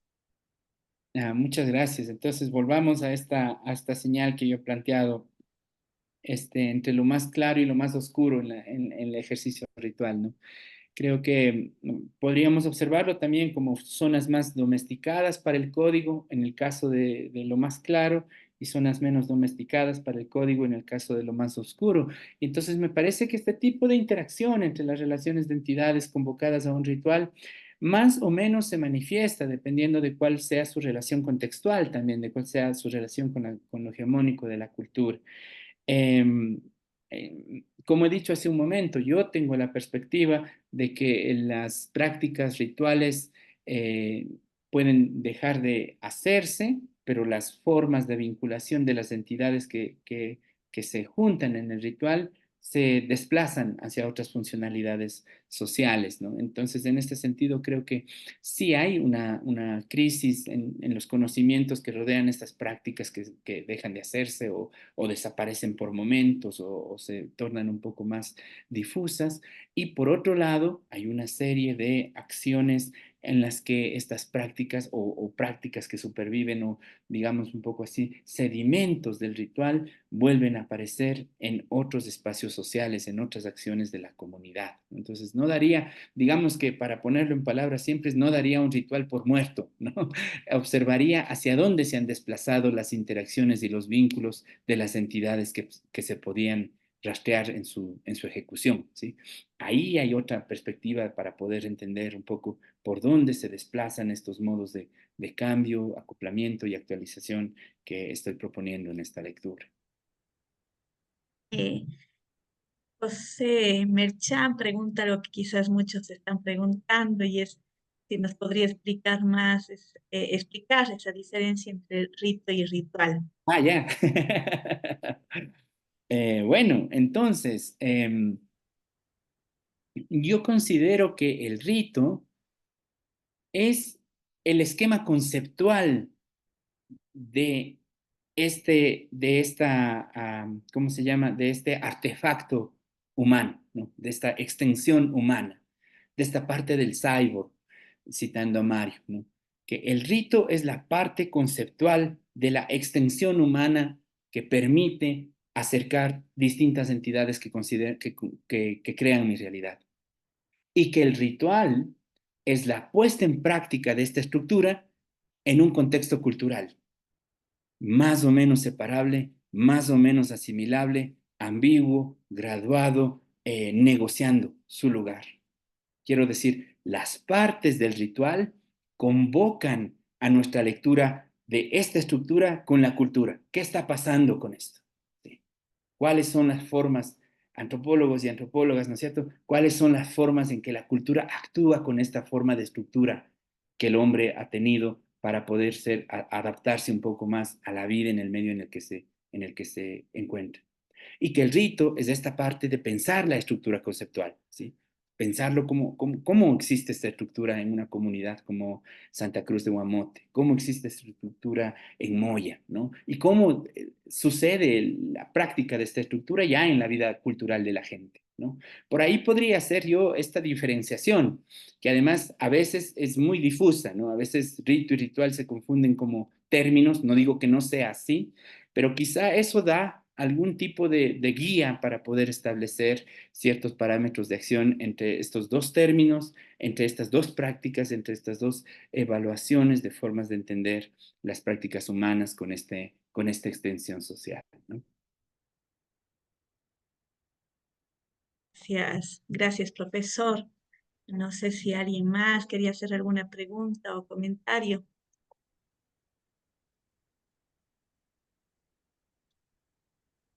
María Gabriela López está levantando la mano. Buenas tardes, buenas noches, Víctor. Muchas gracias por el espacio. Me ha parecido súper interesante tu clase. Yo me especializo en estudiar danzas y me interesa muchísimo esto que has estado comentando continuamente, porque, por ejemplo, en nuestro caso, y creo que es muy interesante lo que propones, porque específicamente en el estudio de danzas ecuatorianas es algo que se ha explorado muy poco, ¿no? Se explora mucho la idea de que ciertas danzas, que algunas están en un contexto ritual, están desapareciendo, simplemente ya no están siendo danzadas, ¿no es cierto? Y sí ha habido uno que otro escrito que ya ha puesto en consideración la sospecha de que ciertos conocimientos que se transmitían a través de estas danzas, por ejemplo, tengo uno muy presente que es esta práctica de reciprocidad que puede desarrollarse en estos espacios dancísticos, ¿no? Se fueron, ¿no? Se fueron con la desaparición de las danzas, pero ahorita escuchándote, se me ocurre que, por ejemplo, en otros espacios de estos mismos grupos humanos, que pueden ser espacios que pueden entenderse como diametralmente distintos, pero que de hecho no lo son porque involucran como centro de sus prácticas del cuerpo, por ejemplo, momentos de resistencia política, ¿no? Momentos de levantamientos, etcétera. Existen estas prácticas de reciprocidad aún, a pesar de que las danzas no están siendo bailadas. Y el punto, esto me queda, ¿no? Como reflexión a partir de tu propuesta. Pero lo que más me impresiona y como que como que le llevo para mi trabajo, es esta posibilidad de que ya que el conocimiento no se perdió, pues en un futuro podrían estos cuerpos volver, ¿no? Volver a estas prácticas danzarias, quizás no como las hemos conocido en anterior, quizás con otra estructura cinética de movimiento, pero podríamos hablar de un resurgimiento de estas danzas, que es algo muy interesante que yo creo que se ha explorado muy poco en mi campo de estudio. Así que muchas gracias. Muchas gracias por esa reflexión, María Gabriela. Me parece que ese es un tema que a mí me fascina, ¿no? Si uno pudiera tener tiempo para abarcar todo, sería fantástico. Pero yo creo, y escuchándote a ti, creo dos cosas fundamentales frente a esta reflexión que tienes. La primera, de que hay un lugar en el que la danza no es o no se da por el contexto ritual, sino que es el acto ritual. Es decir, eh, con esto no quiero satanizar a la palabra cultura o a la palabra folclore, pero hay que mirar un poco cuáles son las relaciones del movimiento corporal con estos marcos de conceptualización desde el que ha sido leído. Porque nuevamente volviendo a poner la idea de resistencia, ¿sí? Hay un lugar en el que la danza continúa siendo un evento sin significado cultural necesariamente, es decir, un evento de cuerpo por cuerpo, ¿no?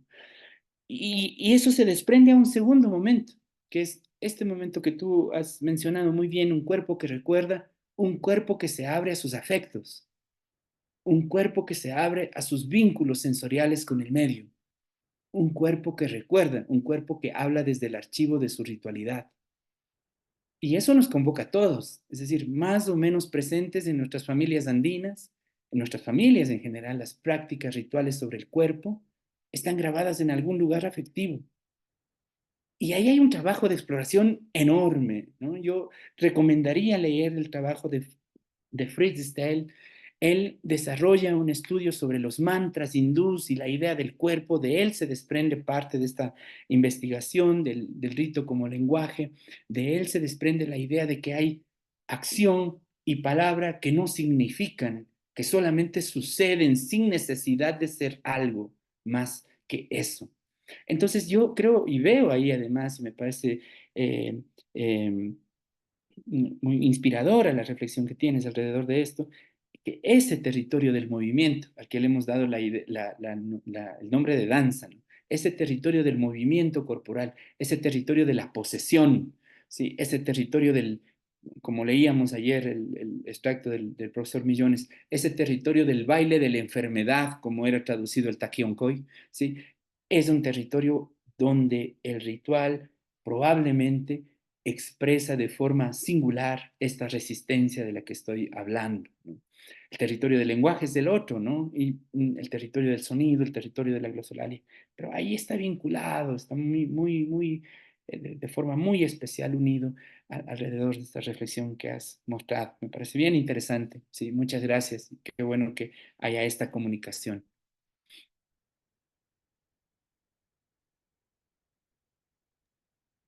Gracias, Ay, ay, ay. profesor.